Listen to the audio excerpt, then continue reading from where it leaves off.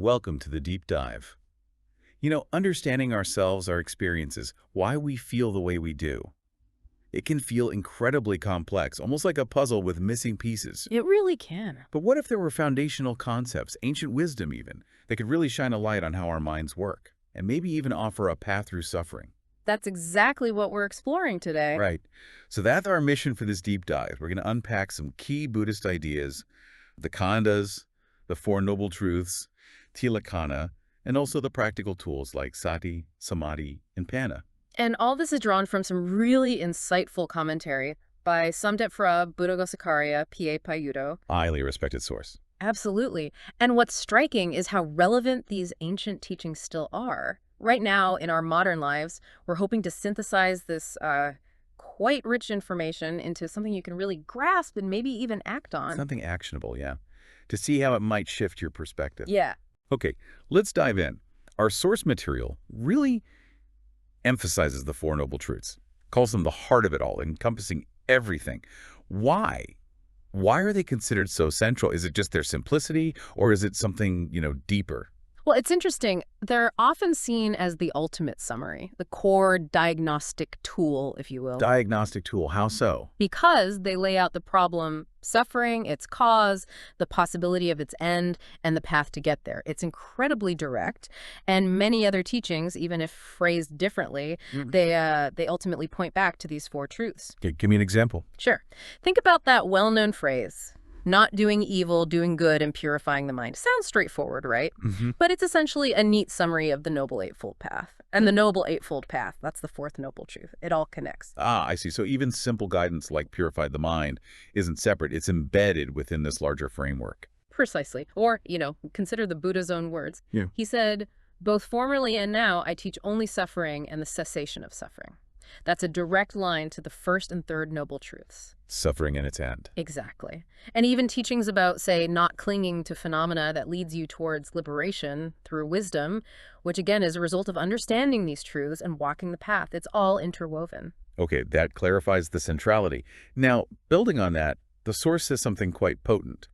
In short, the five aggregates subject to clinging are suffering, the aggregates, the khandhas. This link sounds really profound. How do these khandhas define suffering for us? It's a crucial link. Think of it like this. If you want to understand and cure a disease, a doctor needs to understand anatomy, physiology, the body's components, right? Makes sense. Similarly, to truly grasp suffering, we need to understand the components of our existence, our being. And those components are the khandhas, the five aggregates. Okay, so breaking down our experience into its parts helps us see where the suffering comes from when we cling. That's the idea. It helps us diagnose the issue at its root. So what are these five components then? How do they map onto our actual lived experience? Right. Our life, our being. It can be analyzed into these five groups. First, there's rupa, which is form. This is the physical side of things. Like our body. Exactly. Our body, our senses, eyes, ears, nose, tongue, physical touch, the material aspect. Okay, one physical. What about the other four? The other four are grouped under nama, which means mind or mentality. They represent the mental side. Right. So first of the mental group is vijnana. That's consciousness, the basic knowing quality. Without this awareness, nothing else happens, experientially speaking. The raw awareness itself. Okay. Then comes vedana. This is feeling or sensation, pleasant, unpleasant, or neutral. Just that raw tone of experience. Pleasant, unpleasant, neutral. Seems simple, but I guess very powerful. Oh, incredibly powerful. The source highlights this because so much of human behavior is driven by chasing pleasant feelings and avoiding unpleasant ones. Wouldn't you agree? Absolutely. That resonates. It's described as passive, though. Yes, in the sense that it's the initial reception of the feeling tone before we actively react to it. Which brings us to the next ones. Okay, what's next after feeling? Next is sanya, which is perception. This is the mental act of identifying or marking what comes through the senses. Recognizing a sound as loud or a color as green. It labels the data. So consciousness is aware, feeling gives a tone, perception labels it. What's left? The final one is sankhara, mental formations. This is the active volitional part.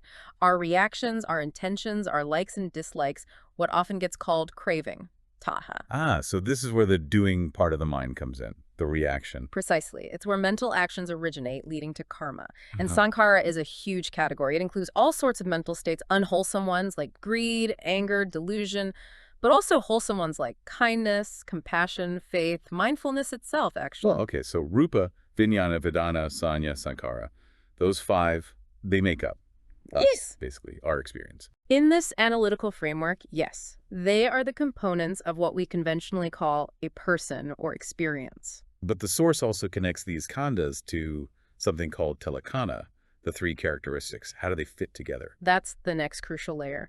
So we have these components, the khandhas. But what is their nature? Are they stable, permanent? I'm guessing not, based on the name characteristic. Exactly. They are not static. The tilakkhana describe their inherent reality. They are anicca, impermanent, always changing. They are dukkha, inherently unsatisfactory or linked with suffering, especially when clung to. And they are anatta, not a permanent, independent self. There's no fixed me or mine in them. So understanding the khandhas fully means seeing these characteristics in them. Yes, seeing that our body, rupa, feelings, vedana, perceptions, sanya, mental formations, sankhara, and even consciousness, vijnana, are constantly arising and passing away, can't provide lasting satisfaction if we grasp at them and aren't some solid core self. That clicks. It really explains why clinging to them leads to suffering. If they're always changing and we desperately want them to stay the same or be a certain way, yeah, that's a setup for disappointment. It's the fundamental mismatch between our desire for permanence and the reality of impermanence. And it sounds like those feelings, Vedana, often kick off this whole clinging process. How does that lead to seeing the world through, as the source says, colored glasses? It often starts right there. A feeling arises, pleasant, unpleasant, vedana. And immediately, often unconsciously, we react. That's sankhara, liking, disliking. In the mental formation, the reaction. Right. And that reaction then colors our perception, Sanya. Say, a certain type of situation brought pleasure before, vedana, we liked it, sankhara. Our mind marks that connection. Yeah, it's not conditioned the perception. Exactly. So the next time something similar comes up, our perception is already primed. We expect pleasure, we perceive it through that lens, reinforcing the whole cycle.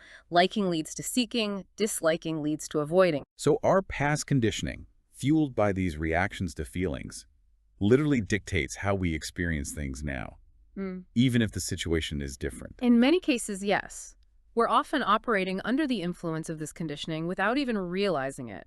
We're not seeing things purely as they are. We're seeing them through these conditioned preferences, our colored glasses. And then that disconnect from reality is where the unnecessary suffering, or maybe even manufactured happiness, comes from. Precisely. It prevents deeper understanding because we're caught in our own subjective filters. Okay, if we're trapped behind these colored glasses, how do we take them off?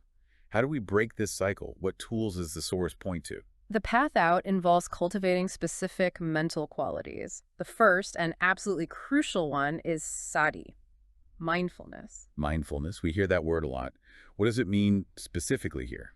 Here, sati is about the ability to observe our experience, sensations, perceptions, thoughts, feelings, just as they are, without immediately jumping to like or dislike, without getting carried away by the reaction. So it's like hitting pause on the reaction. In a way, yes, it creates a space. The source clarifies, just seeing doesn't mean being careless or blank. It means seeing the pure reality of the moment before our conditioning slaps a label or a judgment on it. It's knowing, truly, not just reactively. Okay, so sati creates the space, the clear seeing. What then? That clear seeing allows paññā to arise. Wisdom or understanding. This is the goal, really, the opposite of ignorance. Wisdom, seeing things as they are. Yes. Understanding their true nature, that impermanence, anicca, the link to suffering when clung to dukkha, the lack of a fixed self, anatta, understanding cause and effect clearly. This wisdom aligns the mind with reality. It resolves that inner conflict. And that resolves the suffering. It's the key. Interestingly, paññā itself is technically a mental formation, part of Pañca Khandha, but its role is so vital it's often highlighted separately as a core practice faculty. Makes sense. Now, is there something that supports sati and paññā? Absolutely. That's where samādhi comes in concentration. This provides the stable, steady platform needed for wisdom to really emerge and deepen. How does concentration help? It makes the mind fit for work, as the texts say. Paññā, ready for insight. Samādhi brings 3 key benefits. First, power or energy, like focusing scattered light into a laser or scattered water into a strong current. Focus. Second, clarity, like letting muddy water settle until it's perfectly clear so you can see right to the bottom. And third, peace or happiness, a calm, undisturbed state, free from agitation. Power, clarity, peace. That sounds like a good foundation. Is there anything else? Yes, the driving force behind all of this is virya, effort or perseverance. Effort. Mental energy, determination. It's what sustains the mindfulness, it's what develops the concentration, and it's what allows wisdom to penetrate deeper. Without consistent effort, these other qualities don't fully mature. So sati, samādhi, paññā, fueled by virya. They really work together then, don't they? It's not like you do one, then the next. Not sequentially like that, no. They support and enhance each other. Think of it like sati is what notices the object, brings it into focus, like holding something steady to look at it. Samādhi is what keeps the mind on that object, stable, clear, undistracted, like having a steady gaze and good lighting. Got it. And with that clear, steady observation provided by sati and samādhi, paññā can then investigate and truly understand the object's nature, how it works, its characteristics. And virya keeps the whole process going. Exactly. It's the persistent energy ensuring the investigation continues until insight dawns. They form a synergistic loop. That makes the dynamic much clearer. Now, our source also warns about language, how everyday words might not capture the precise meaning here. Can we clarify a few key terms like jit, quam rusuik, and quam kit? Yes, that's a very important point. Precision matters here. Let's start with jit, often translated as mind. Right. In everyday, looser language, jit might refer to the whole mental side of things, nama, basically. Right. All four mental aggregates. Okay, the general mind. But in stricter contexts, like the Abhidhamma analysis, jit refers specifically just to vijnana, consciousness, the bare knowing. The other mental factors, vedana, sanya, sankhara, are then called cetasika, mental concomitants that arise with consciousness. Ah, so it depends on the level of analysis. That's helpful. What about quam rusukip, feeling? Again, in common Thai, quam rusuik can mean a general feeling, even an emotion. But when used for Vedana in this context, it strictly means only that basic sensation, pleasant, unpleasant, or neutral, period. Just the raw tone, not the whole story we build around it. Exactly. It's crucial not to confuse Vedana with complex emotions, which usually involve sankhara and sanya as well. Okay, and quam kit, thought. This seems like a big one. It is, and perhaps the most critical distinction to make. The source points to two fundamental types of thought, or quam kit. Two types. Yes. First, there's conditioning thought. This is thinking driven by craving, tanha, and the defilements, greed, aversion, delusion. It's thinking aimed at getting pleasure, avoiding pain, based on our biases. This is the colored glasses thinking. The reactive, desire-fueled thinking. Right. But then there's wisdom thought. This arises from paññā, from understanding. It includes things like analytical thinking, yonisamanasikara, where the mind investigates cause and effect, seeing things as they are, trying to understand reality without the distortion of personal preference. So thinking isn't inherently bad. It depends on the source and purpose of the thought. Precisely. The Buddha himself used profound wisdom thinking to analyze the nature of reality and reach enlightenment. So the goal isn't to stop thinking, but to shift from conditioning thought to wisdom thought. That distinction is incredibly useful. Now, one more warning from the source getting stuck, specifically with deep concentration. Jhāna, what's the danger there? Samādhi sounds so beneficial. It is beneficial, but it can become a sidetrack if not used correctly. Samādhi, especially these very deep states of absorption called jhanas, bring incredible peace, bliss, and focus. It's pretty good. It feels amazing. The source mentions ascetics who would master these jhanas and just sort of play in them, hanakila. They dwell in that bliss, detached from the world's coarse problems. So they found peace, but not liberation. Exactly. They found a very refined, pleasant state, but they weren't using that powerful, concentrated mind to develop penetrative insight, vipassana.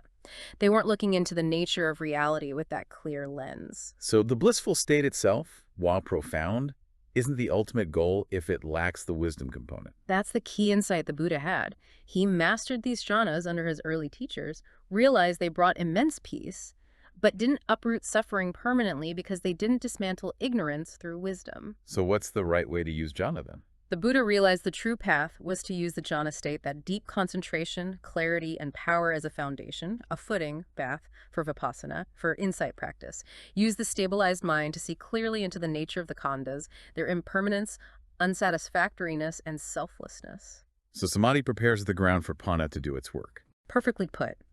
Samādhi provides the stable, powerful tool. Paññā is the wisdom that uses that tool to cut through delusion. Jhana without paññā is a pleasant detour. Jhāna with paññā is the highway to liberation. Wow. This deep dive it's illuminated so much. How these fundamental concepts, the aggregates, the truths, the characteristics, really are the building blocks for understanding ourselves and potentially finding real freedom. We've looked at how our experience is constructed, how easily our minds get conditioned by reactions. And the tools we have, sati, samādhi, paññā, with virya, driving them to actually see things clearly, to live with more wisdom. And by really understanding how these pieces fit together, how the aggregates interplay, and by actively cultivating mindfulness, concentration, and wisdom, that's how you begin to unravel the processes that create suffering. You start to see the mechanism. Exactly, and discover that path to genuine well-being working from the inside out. So as you, our listener, reflect on all this, maybe consider, how much of your day-to-day experience feels like it's shaped by those conditioned reactions, those colored glasses, and what might change, what possibilities could open up if you started even just a little to see things simply as they are.